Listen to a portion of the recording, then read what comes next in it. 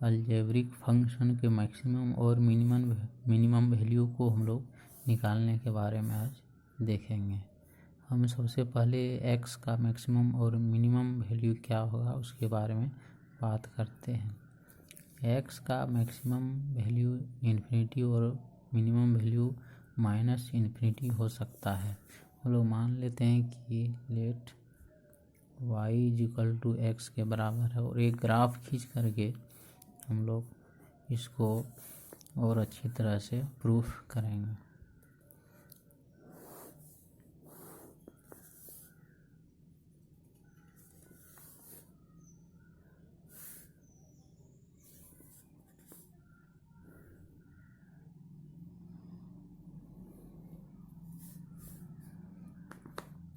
ये y equal to x का graph है। हम यहाँ पे वैल्यू लेंगे क्योंकि यहाँ x का वैल्यू और इधर y इक्वल टू x है।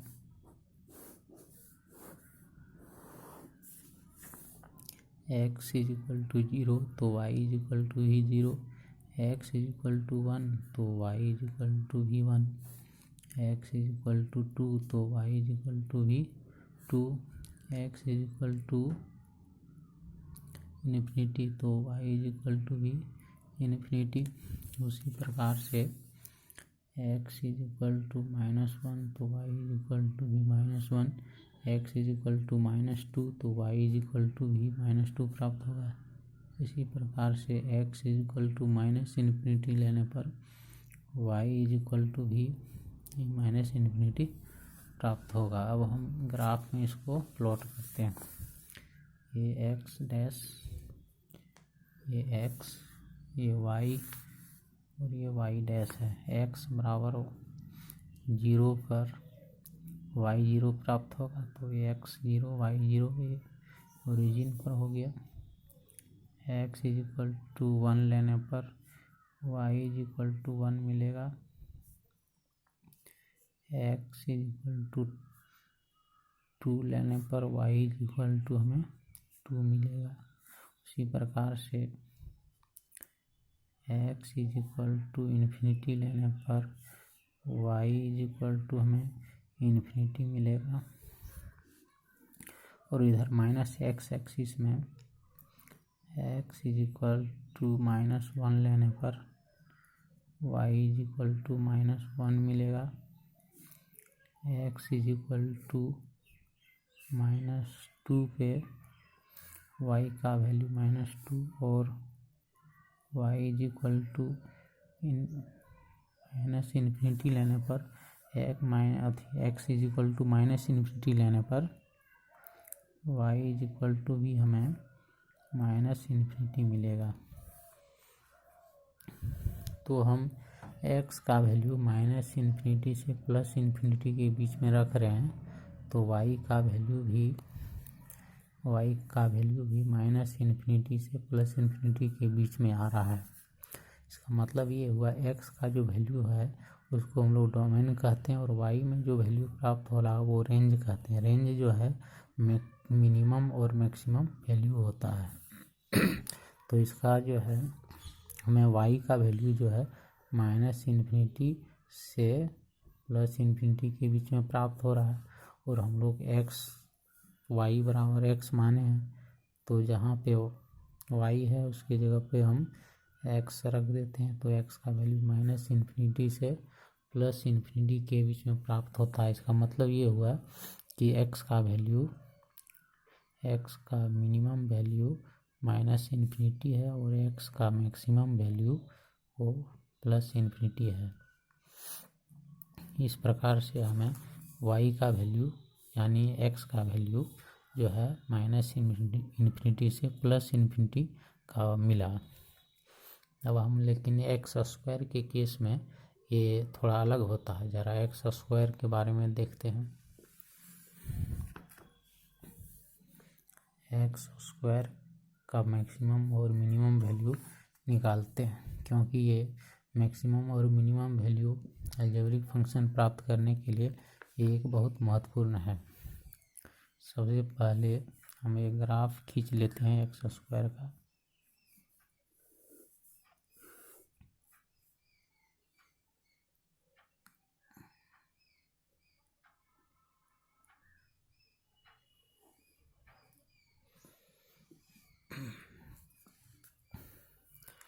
मान लेते हैं y is equal to x square. ये y is equal to x square का ग्राफ है। y is equal to x square का ये ग्राफ है।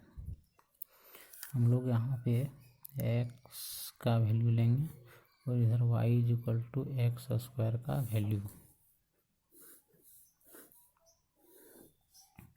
x इज इक्वल टू 0 पर y 0 होगा। x इज इक्वल टू 1 पे x is equal to 1, x is equal to 2 पे ये y होगा, y इज इक्वल टू 4 होगा। और इसी तरह से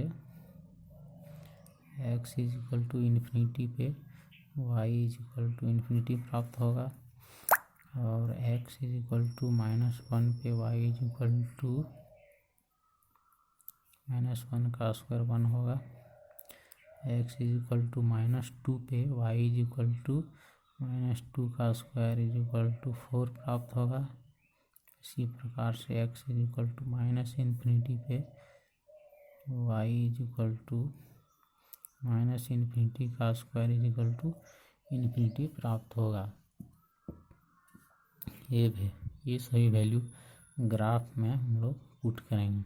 ये x इज इक्वल टू 0 पे y इज इक्वल टू 0 प्राप्त होगा। ये x डैश से x और ये y और ये y dash. x is equal to 1 पे y इज इक्वल टू 1 प्राप्त होगा। x इज इक्वल टू 2 पे y इज इक्वल टू हमें 4 प्राप्त होगा। और इसी प्रकार से x is equal to infinity पे हमें y का वैल्यू इन्फिनिटी प्राप्त होगा। और माइनस x एक्सिस में हम लोग x इज इक्वल टू -1 रखने पर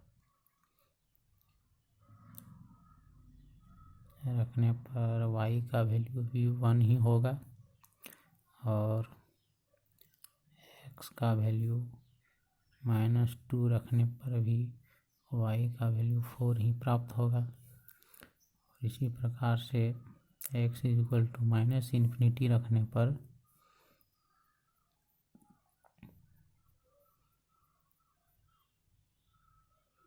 हमें y का वैल्यू इन्फिनिटी ही मिलेगा। x का वैल्यू हम लोग -इन्फिनिटी से +इन्फिनिटी के बीच में रख रहे हैं, लेकिन y का वैल्यू जो है 0 से इन्फिनिटी की ओर ही प्राप्त हो रहा है। चाहे वो प्लस x एक्सिस में वैल्यू रखें, चाहे -x एक्सिस में वैल्यू रखें, y का वैल्यू हमेशा पॉजिटिव मिल रहा है। पॉजिटिव -y एक्सिस में कोई वैल्यू नहीं मिल रहा है। मतलब x का वैल्यू -इन्फिनिटी से +इन्फिनिटी के बीच में है। इसका मतलब है x का वैल्यू जो है वो हमें डोमेन बताता है और y का वैल्यू रेंज बताता है। रेंज मैक्सिमम कितना है और मिनिमम y रेंज जो है वो y बताता है। रेंज होता है मैक्सिमम और मिनिमम वैल्यू बताता है। तो x का वैल्यू -इन्फिनिटी से +इन्फिनिटी के बीच में है, लेकिन y का वैल्यू जो है वो 0 से इन्फिनिटी के बीच में है। ये 0 से इन्फिनिटी के बीच में y का वैल्यू है। और हम लोग y बराबर एक्स स्क्वायर माने हैं, तो इस प्रकार से y के जगह पर एक्स स्क्वायर लिख देते हैं। तो एक्स स्क्वायर का वैल्यू हो गया वो 0 से बड़ा या बराबर और इन्फिनिटी से छोटा। तो x का जो है मिनिमम वैल्यू 0 हो सकता है और मैक्सिमम इन्फिनिटी। तो एक्स स्क्वायर का मिनिमम वैल्यू हमें प्राप्त हुआ 0 और एक्स स्क्वायर का मैक्सिमम वैल्यू हमें इन्फिनिटी प्राप्त हुआ। अब एक्स स्क्वायर का तो ये क्लियर है कि वैल्यू 0 होगा या 0 से बड़ा होगा, तो इसको हम लोग नॉन नेगेटिव इंटीजर कहते हैं, नॉन निगेटिव इंटीजर मतलब निगेटिव नहीं होगा, या तो जीरो होगा या फिर पॉजिटिव होगा। इस प्रकार से हमें प्राप्त हुआ कि एक्स स्क्वायर का वैल्यू, एक्स का वैल्यू चाहे कुछ भी रहे, -इन्फिनिटी से +इन्फिनिटी के बीच में कुछ भी लें, लेकिन एक्स स्क्वायर का वैल्यू हमेशा जीरो और उससे बड़ा पॉजिटिव होगा। जीरो और पॉजिटिव वैल्यू ही देगा एक्स स्क्वायर। और एक्स जो है हम लोग पहले भी देख चुके हैं, इसका वैल्यू -इन्फिनिटी से +इन्फिनिटी के बीच होता है, मतलब मिनिमम वैल्यू -इन्फिनिटी होगा और मैक्सिमम वैल्यू इन्फिनिटी होगा। लेकिन एक्स स्क्वायर का मिनिमम वैल्यू जीरो और मैक्सिमम वैल्यू इन्फिनिटी होगा।